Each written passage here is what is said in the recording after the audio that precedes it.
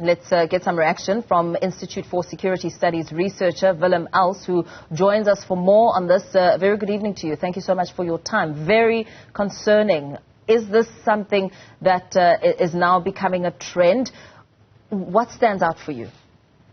Good evening, Paul. Yes, if you look at the area, the location where this attack happened barely a week ago, there was a similar attack where 8 people were killed in the same area. So that is extremely worrisome. And I think we should see that against the background of South Africa that's been experiencing a 62% rise in murder rates since 2012. And also what is very worrying about that is that not only is a 62% rise, we also saw a 55% decline in the detection rate of these type of murders. So that indicates to us that things are really not well. So in your assessment, I mean, we see this growing trend in the Eastern Cape. What should be made of it when it comes to the research that needs to come with it in trying to establish why it's happening? Yeah, we saw also earlier this weekend a murder of a prominent rapper. We saw murder of some kingpins in Pietermaritzburg, or some translated organized crime kingpins in Pietermaritzburg, in Pretoria. It seems that it became the norm to start to solve these sort of challenges with firearms. But I think we have to stand back and just look at the bigger picture. You know, why is this happening? And also what we should ask ourselves, what should be done against that? If you look at South Africa, as I mentioned, you know, we had this tremendous rise. We also the decline in the detection rate, but that should also be seen against the backdrop of a tremendous increase of the police budget from about 55 billion rand in 2012 to over 100 billion rand last year. And yet, you know, we are seeing this increase and things are getting out of control. And that is a tremendous verdict against the political as well as the operational management of the police. And we need to really assess what we need to do in order to address the situation.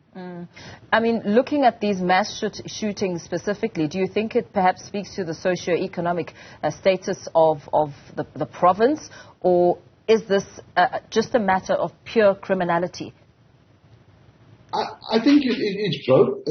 You can look at the province-wise, but also, you know, that was in the Eastern Cape. We saw the rise of killings. We also saw a police officer and his whole family that was killed in KwaZulu-Natal.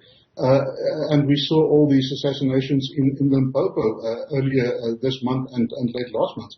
So I think that is a criminality that has taken over in the country that needs to be addressed. And we have to sit down and look what needs to be done. Because, you know, we can keep on sugarcoating and we can keep on avoiding the elephant in the room, but I think we need to address that at the moment. You speak about the challenges that the South African Police Service are facing at the moment, but just analyzing what has happened, the pace and the time frames that it's all happened in, where do you think the joints should begin to be, the dots should begin to be connected?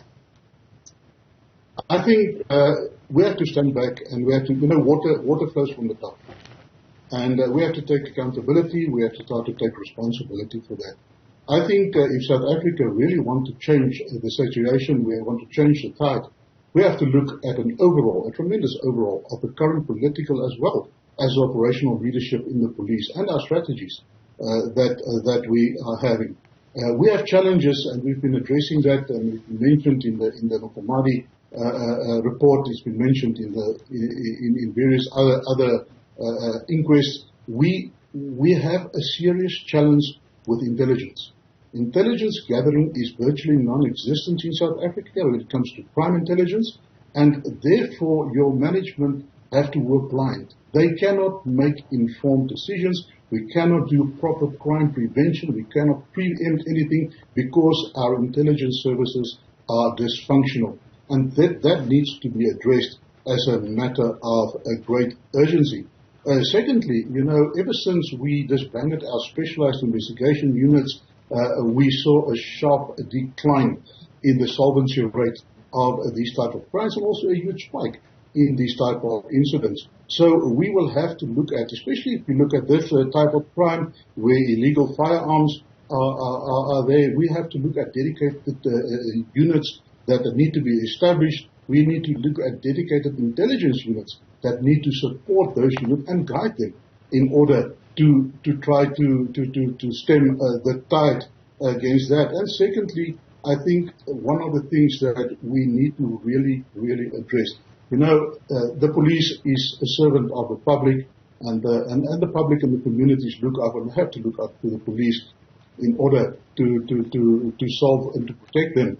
But we see that there's a tremendous mistrust and distrust in the police due to perception by the communities that these police is incompetent in the first place, and secondly, that the police is corrupt.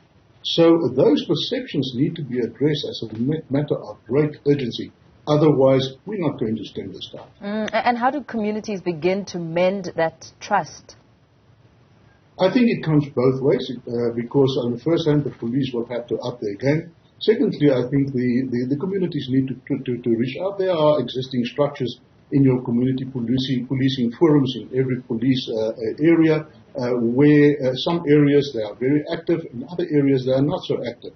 And that's for various reasons, as I mentioned, maybe because of the perception of corruption and distrust, and also that the police is not competent in what they are doing. But at the end of the hand, if we keep on criticizing, we're not going to get anywhere. So I think from the police side, they will definitely have to up their game. But from the community side, we need to get involved. We need to take hands with our local police on station level and work it all the way up. Because at the end of the day, that is the only way that we're going to be able to restore that trust, but also where the community will become involved in taking ownership of the challenges in their own communities.